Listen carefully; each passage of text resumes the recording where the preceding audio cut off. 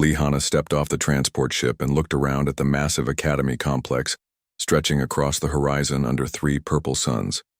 The buildings were made of some kind of crystal that sparkled in the alien light, and she could see dozens of different creatures walking around in military uniforms. Some had scales and others had fur, and a few looked like walking insects, but they all wore the same dark blue academy uniform that she now wore herself. Kim Dae walked up beside her carrying his bag and whistling softly as he always did when he was nervous. Park Soo was right behind them, both looking at some kind of device in his hands that was probably scanning everything around them, because that was what Park Soo always did when they went somewhere new. The 3 of them had been friends since childhood back on Earth, and now they were the first humans ever to attend the Galactic Military Coalition Academy. The selection process had been brutal back home, with thousands of candidates fighting for just 3 spots in the exchange program. Hana had made it through the combat trials easily enough since she had been fighting on the streets of Seoul since she was 12 years old, but the academic tests had been harder. Kim Dae was the opposite, with perfect scores on strategy and tactics, but barely passing the physical requirements. Park Soo had somehow managed to hack into the testing system during his exam, which should have gotten him disqualified, but instead impressed the judges so much they gave him bonus points. A tall reptilian creature approached them with silver scales and bright yellow eyes that reminded Hana of the snakes she used to catch as a child. The creature wore instructor insignia on his uniform and had scars across his face and arms that suggested he had seen real combat. He looked down at the 3 humans with something that might have been curiosity or might have been disgust. I am Instructor Vexthul, and you 3 are the humans everyone has been talking about," he said in perfect Korean, which surprised all of them, since they had expected to need translation devices. "Your species has quite a reputation for being primitive and violent, which should make this semester interesting." Hana felt her temper flare the way it always did when someone called her primitive, but she kept her mouth shut because Kim Dae had made her promise not to start any fights on their first day. Park Soo was already scanning the instructor with his device, and she could see his eyebrows go up, which meant he had found something interesting in the readings. The instructor led them through the academy grounds, past training facilities and classrooms filled with alien students. Hana counted at least 12 different species just on their walk to the dormitories, and every single one of them stopped to stare at the humans. Some looked curious and others looked hostile, but most just looked confused, as if they could not figure out what these strange new creatures were supposed to be. Their dormitory was in the same building as students from 5 other species, including the insect-like Clixons and the crystalline Vorthax. The rooms were small but comfortable, with beds that adjusted automatically to their human physiology, and windows that looked out over the combat training grounds. Hana could see students down there practicing with energy weapons and flying vehicles that moved faster than anything she had ever seen on Earth. The first week of classes was a disaster in almost every way possible. The technology was so far beyond anything humans had ever developed that Hana felt like a caveman trying to understand a computer. The energy weapons were too sensitive for human hands and kept misfiring when she tried to use them. The flying vehicles required neural interfaces that human brains apparently could not handle properly. Even the basic communication systems seemed designed for minds that worked differently than theirs did. Kim Dae struggled with the advanced tactical simulations that required processing information at speeds no human could match. The alien students could analyze battlefield data in seconds, while he needed minutes to understand the same information. Park Soo did better with the technology than the other 2, but even he could not keep up with species that had been using advanced computers for thousands of years. The other students made no effort to hide their contempt for the primitive humans, who could barely use the most basic academy equipment. Cadet Threx was a Clixon, who had been the top student before the humans arrived, and he took every opportunity to demonstrate how superior his species was. During weapons training, he could hit targets that were barely visible, while Hana missed completely with the same weapon. In tactical exercises, he solved problems in minutes that took her hours to even understand. The worst part was not the technology or the classes, or even the condescending attitudes of the other students. The worst part was that Hana was beginning to believe they were right about humans being primitive and inferior. Back on Earth, she had been one of the best fighters anyone had ever seen, but here she felt clumsy and slow compared to creatures who could move faster than her eyes could track. Park Soo tried to cheer them up by pointing out that humans were still learning, while the other species had centuries of experience with this technology. Kim Dae reminded them that they were here to learn, not to compete with students who had grown up using equipment that was still theoretical back on Earth.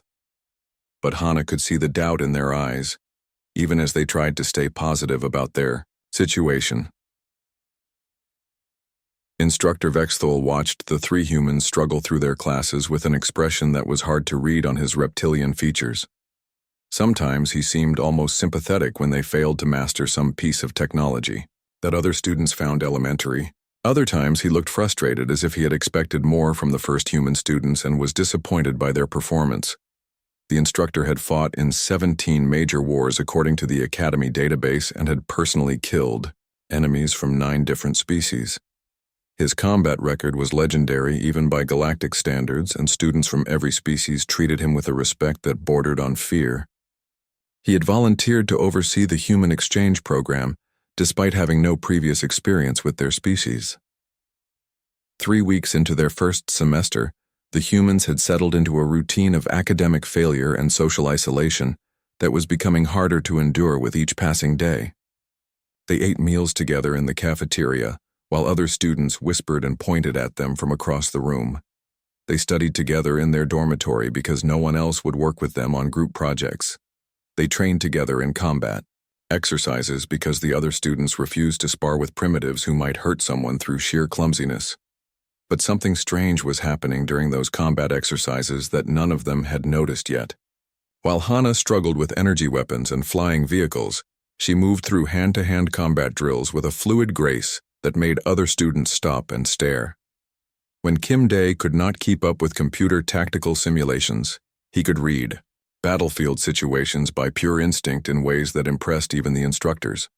Park Soo might not understand alien technology, but he could improvise solutions to technical problems that left his professors speechless. Instructor Vexthul was beginning to notice these small signs of human potential, even if the humans themselves remained focused on their failures.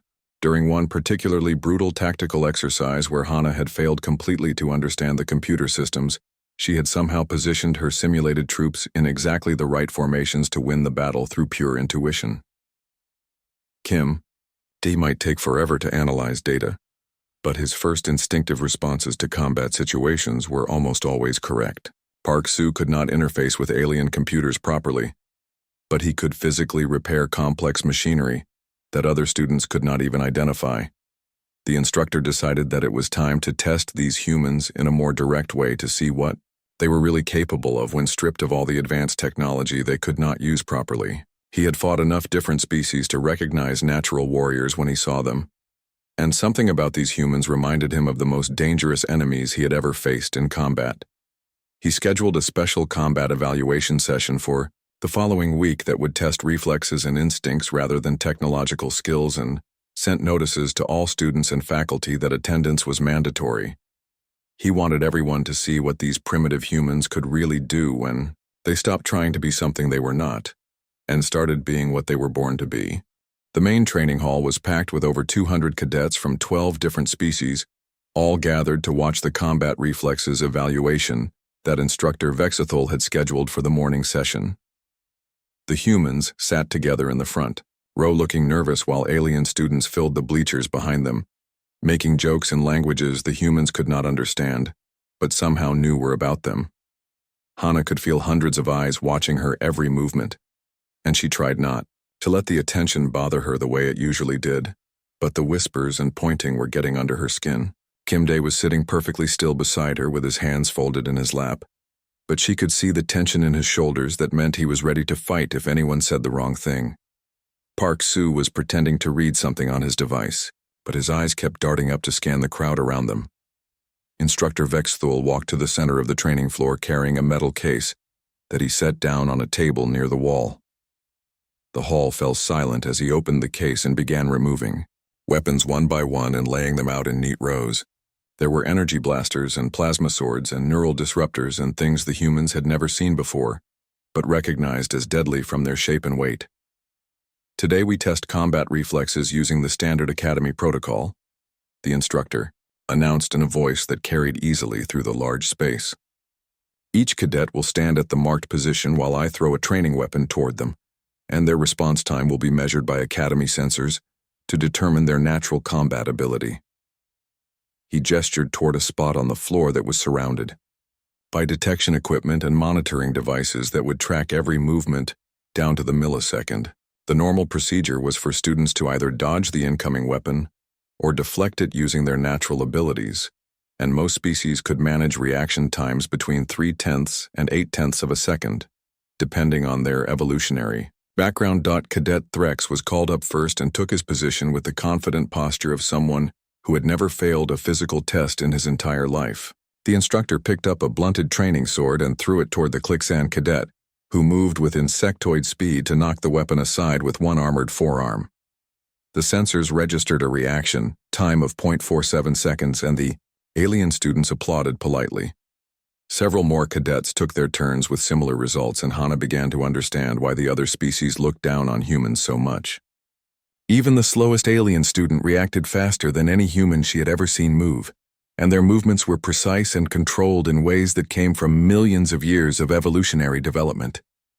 Humans were clumsy primitives compared to creatures that had been bred for warfare across countless generations. When her name was called, Hana walked to the center of the floor, feeling like she was walking to her own execution, while 200 alien students watched and waited for her to embarrass herself and her entire species. She took the position that Instructor Vexthul indicated and tried to calm her breathing, the way she had learned during street fights back home, when staying relaxed could mean the difference between winning and losing. The instructor moved to the weapon table, and Hana expected him to pick up one of the blunted training weapons like he had used for all the previous students. But instead, his hand went to a different section of the case. She saw him lift something that gleamed with a deadly sharp edge and felt her heart start beating faster as she realized he was holding a real combat knife instead of a practice weapon. "Ready, cadet?" Vexthul called out, and Hana nodded, even though something felt wrong about this test compared to all the others she had watched.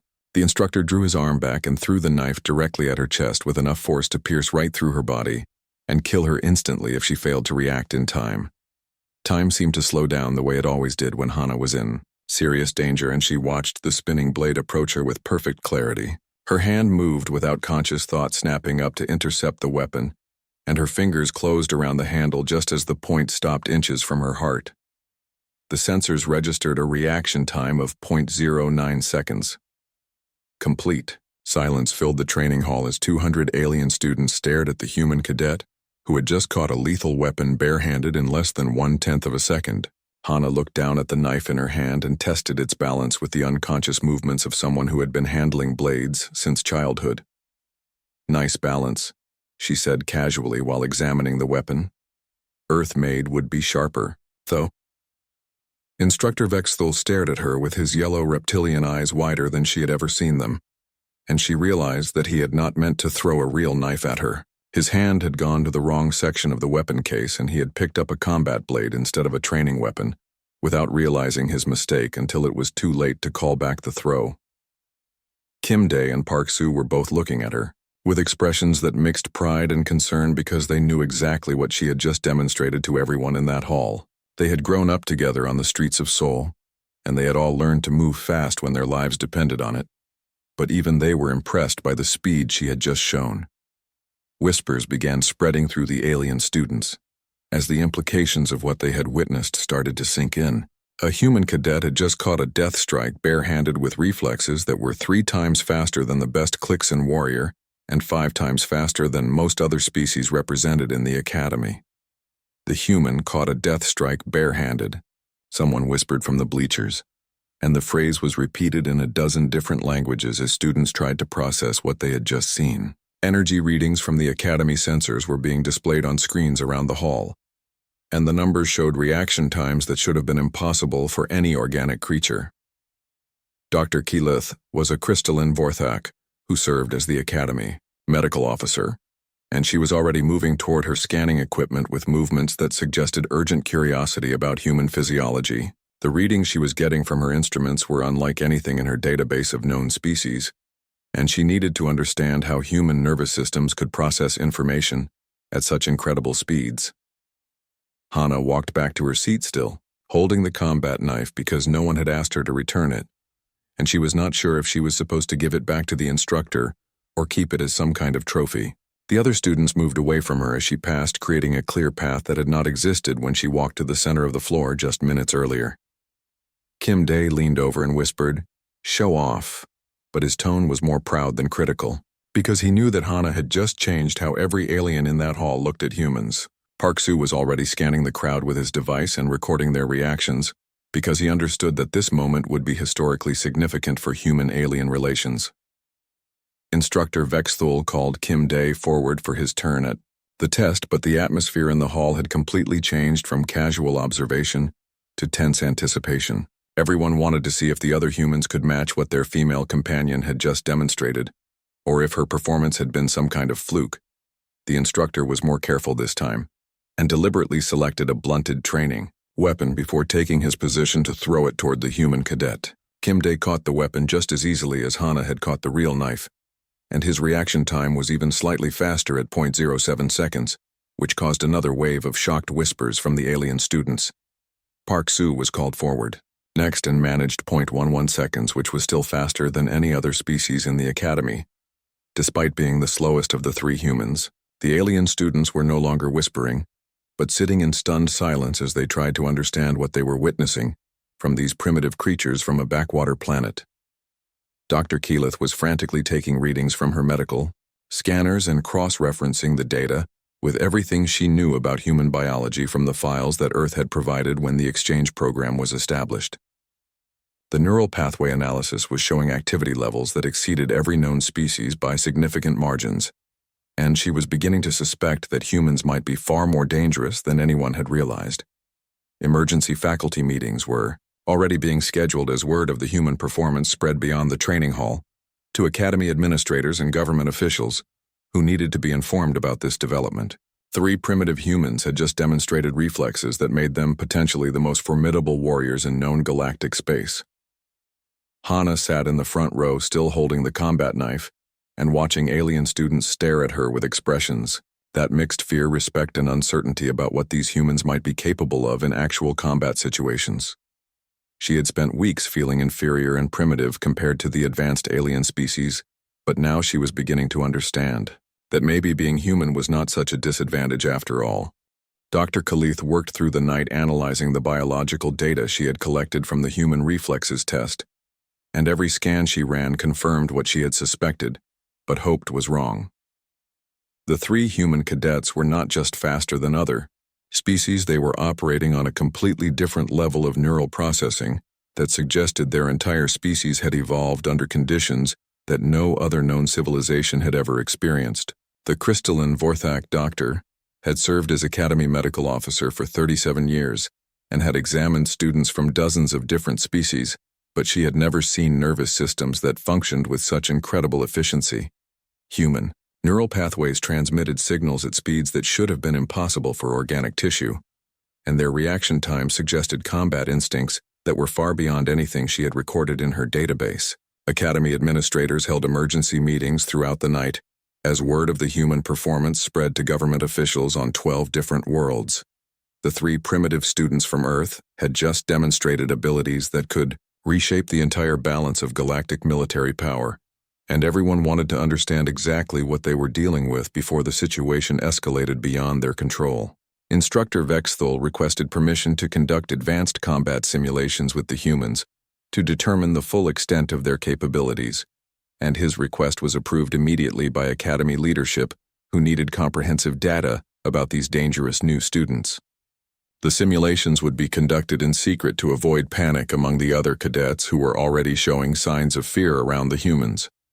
The testing began the next morning in a restricted training facility that was normally used only for special forces evaluation, and Hana, Kim Dae, and Park Soo were escorted there by armed guards who treated them more like dangerous prisoners than academy students. The facility was equipped with the most advanced combat simulation systems available and could create scenarios that would challenge even veteran warriors. Hana was placed in the first simulation, which was designed to test individual combat skills. against multiple opponents in close quarters fighting. The program started with 3 holographic enemies that moved with the speed and skill of elite cliques and warriors, and she was expected to last maybe 30 seconds before being overwhelmed by superior numbers and training.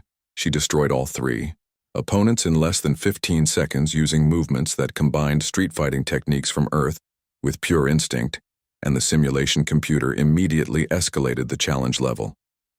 6 opponents appeared next, then 9, then 12 as the program tried to find the limits of human combat ability, but Hana kept fighting with fluid grace that impressed everyone watching.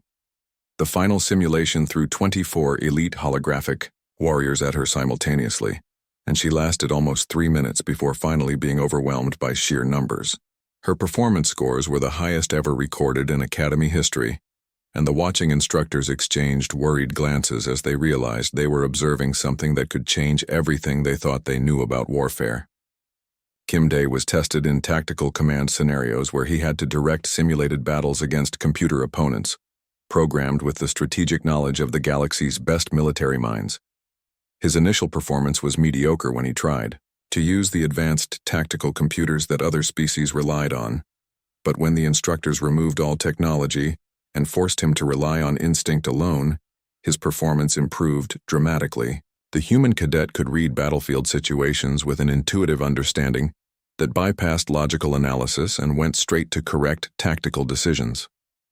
When faced with complex strategic problems that should have required hours of computer analysis, he would study the situation for a few minutes, then issue orders that turned out to be exactly the right choices, even though he could not explain his reasoning. Park Soo was evaluated in technical combat scenarios that tested his ability to use and modify military equipment under pressure, and his results were the most disturbing of all. When given standard alien technology, he performed poorly, just like in regular classes, but when presented with broken or damaged equipment, he could repair and modify it in ways that no other species had ever attempted. The human technician did not understand how alien computers worked, but he could physically manipulate their components to achieve results that should have been impossible. He treated advanced technology like the broken machinery he had learned to fix on the streets of Seoul, and his improvised solutions often worked better than the original designs.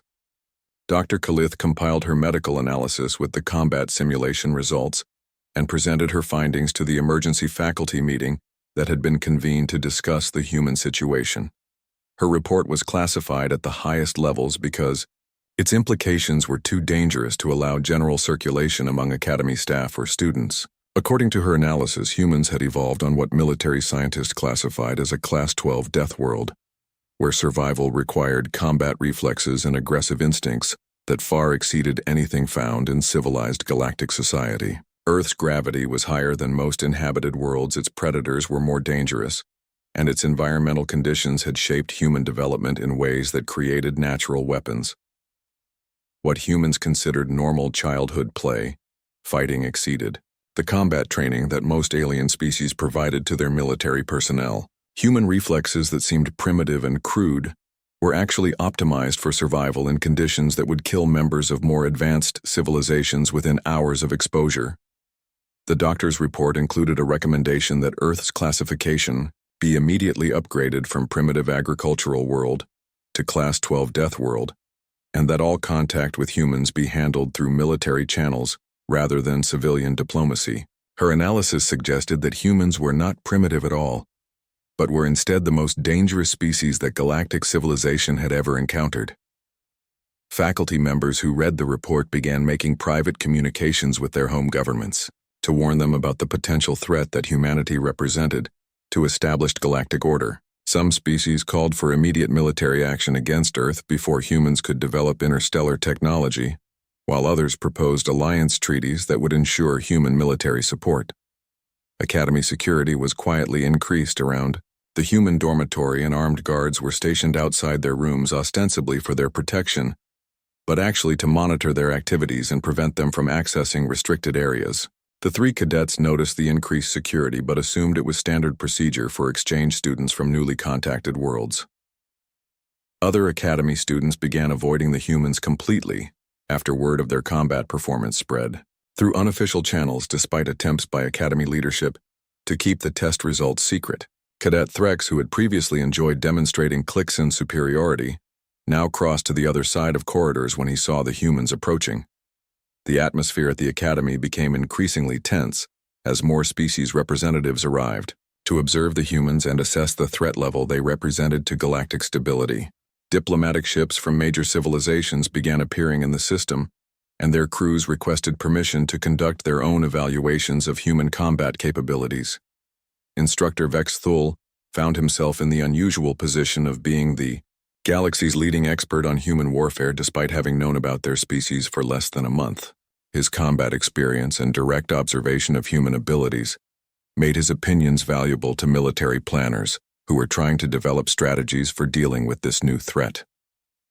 The instructor began conducting private training sessions with the three humans to better understand their capabilities and limitations, while government officials debated policy responses to the discovery that humanity was a warrior species capable of challenging established galactic military dominance. His sessions with them revealed abilities that went far beyond what the official simulations had measured.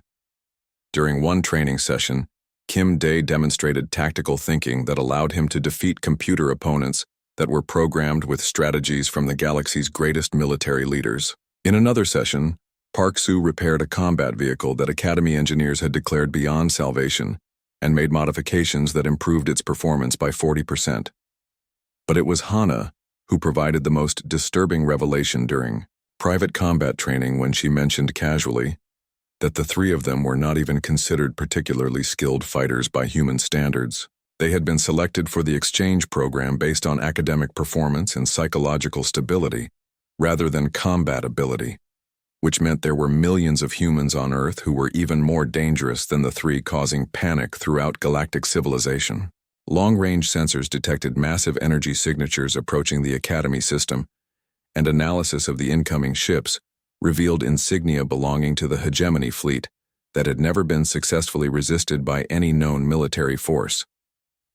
The timing of their arrival just days after the human combat demonstrations was clearly not coincidental, and Academy leadership prepared for the greatest crisis in the institution's history.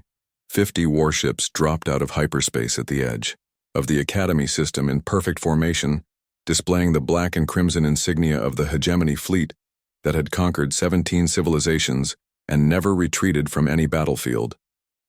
The massive vessels moved with predatory grace toward the small Academy world, while their weapon systems powered up and their shields activated in preparation for combat operations.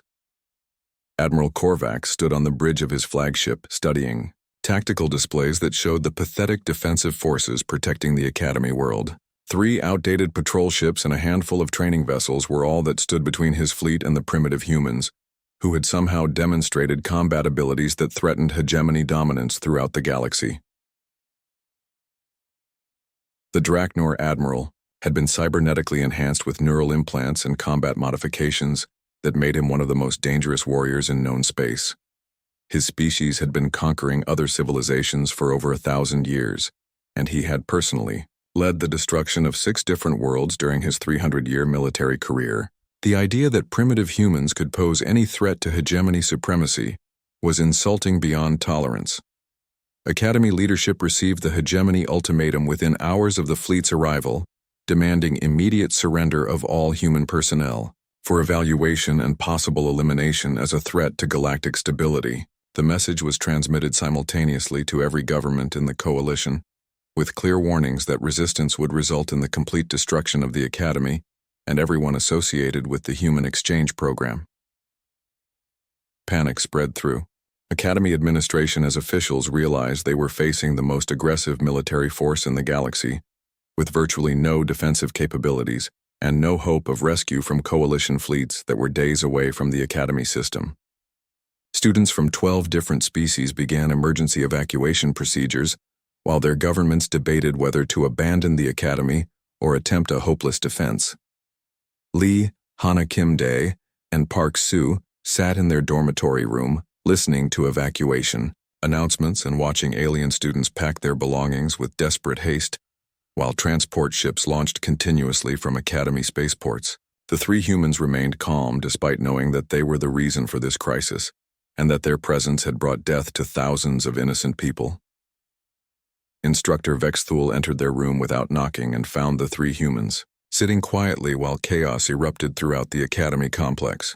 His reptilian features showed strain and exhaustion from hours of emergency planning sessions, but his voice was steady when he addressed the cadets who had become the center of galactic attention. "The hegemony demands your surrender for evaluation," he told them bluntly. "Academy leadership is prepared to comply with their demands rather than risk the destruction of this institution and everyone in it. But I wanted to give you the opportunity to volunteer for what amounts to a suicide mission." Hana looked up from the knife she had been sharpening with a small stone and met the instructor's yellow eyes with complete composure.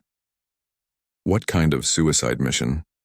she asked, as if they were discussing academy scheduling rather than certain death at the hands of the galaxy's most feared military force.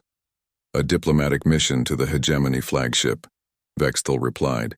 "You would board their vessel ostensibly to negotiate surrender terms while actually gathering intelligence that might help coalition forces understand hegemony weaknesses. No one expects you to survive the experience, but the information you could provide might save lives in future conflicts." Kim Dae stood up and walked to the window where he could see the massive hegemony vessels hanging in space, like dark storm clouds preparing to unleash destruction on the world below. "How many crew members does their flagship carry?" he asked with the tactical mind that was already analyzing the situation for potential advantages. "Approximately 500 combat personnel plus support staff," the instructor answered. "All of them are veteran warriors with advanced cybernetic enhancements and weapons that could destroy this entire academy complex within minutes. The flagship itself is equipped with shielding and armaments that no known force has ever successfully penetrated." Park Soo looked up from his scanning device and smiled with the expression he always wore when he had figured out how to fix something that everyone else thought was broken. "Sounds like an interesting technical challenge," he said as casually as if they were discussing a classroom assignment, rather than infiltrating the most dangerous warship in galactic space. The three humans exchanged glances and reached a silent agreement that they had been making since childhood whenever they faced impossible odds together. They would volunteer for the mission not because they expected to survive, but because running away was not something they knew how to do, and because someone needed to stand up to bullies even when those bullies commanded 50 warships. Academy. Officials prepared a small diplomatic transport with basic weapons and minimal shielding that would carry the three humans to their deaths, while providing the appearance of legitimate negotiations. The vessel was equipped with recording equipment that would transmit intelligence back to Academy databases, assuming the humans survived long enough to gather useful information. Faculty members and students who remained at the Academy watched. The tiny transport launched toward the massive hegemony flagship with emotions ranging from admiration for human courage to horror at witnessing what everyone assumed would be a brief and brutal execution. The transport looked like an insect approaching a predator as it crossed the void between Academy defenses and enemy battle lines. Admiral Korvax received the humans aboard his flagship with the contempt he reserved for inferior species who failed to recognize hegemony superiority, and he was disappointed by their unremarkable appearance. The three primitives looked like ordinary young adults rather than the dangerous warriors that intelligence reports had described, and he began to suspect that human combat abilities had been greatly exaggerated. Hana Kim Dae and Park Soo were escorted through corridors lined with armed guards toward the Admiral's command chamber, while internal sensors tracked their every movement and analyzed their physiological responses for signs of hidden weapons or hostile intentions. The ship's security systems were designed to detect and neutralize any possible threat from visitors, but the humans showed no elevated stress levels or suspicious behavior. The command chamber was filled with holographic displays showing tactical information about hegemony fleet positions and weapon capabilities, while cybernetically enhanced officers monitored communications from across the galaxy. Admiral Korvax sat in a command chair that was more like a throne surrounded by the technology that controlled the most powerful military force in known space. "You are the humans who have caused so much concern among coalition governments," the Admiral said with voice processors that amplified his words throughout the command chamber. "I confess disappointment at your ordinary appearance after reports described you as dangerous warriors, capable of challenging hegemony dominance. Hana looked around the command chamber with professional interest while her companions began their own assessment of the ship's internal layout and security arrangements. "We are not here as warriors," she replied calmly. "We are students who volunteered for diplomatic service to prevent unnecessary bloodshed at the Academy." The Admiral laughed with metallic sounds from his cybernetic voice modifications. "Diplomatic service from primitives who barely understand interstellar travel," he said while his enhanced vision systems analyzed the humans for biological weaknesses. "Your species will be evaluated and catalogued, then either enslaved or eliminated depending on your potential usefulness to hegemony expansion plans." Kim Day stepped forward slightly and his movement caused every guard in the chamber to tense, as their combat instincts recognized something dangerous in the human's posture despite his calm expression. "Before you make that decision," he said, quietly, "you might want to consider whether your evaluation methods are adequate for a species you clearly do not understand." Park Soo was already working with tools from his equipment belt to make what appeared to be minor adjustments to a nearby control panel while guards watched but did not interfere because his actions seemed harmless. The modifications he was making would not be detected by ship security systems until it was far too late to prevent their effects on critical ship functions. Admiral Korvax activated his personal combat enhancements and drew an energy weapon that could vaporize organic tissue instantly, while his cybernetic systems prepared for battle against opponents who might be more dangerous than their appearance suggested. "Perhaps a practical demonstration of hegemony superiority will help. You understand your situation," he said as weapon targeting systems locked onto all three humans simultaneously. The battle aboard the Hegemony flagship lasted exactly 47 seconds from the moment Admiral Korvax drew his weapon until he collapsed unconscious on the command chamber floor, with Hana standing over him holding a simple steel knife at his throat. The cybernetically enhanced Draknor warrior had never encountered opponents who fought with the unpredictable brutality that humans considered normal combat behavior. Kim Day had disabled half the bridge crew before they could react to his movements, while Park Soo simultaneously triggered the modifications he had made to the ship's control systems, causing cascading failures throughout the vessel's defensive networks. The three humans worked together with the seamless coordination they had developed during years of street fighting in Seoul, but applied to technology and opponents far beyond anything they had previously encountered. What the aliens called advanced combat techniques the humans recognized as the kind of dirty fighting that kept you alive when facing multiple opponents with superior weapons and training.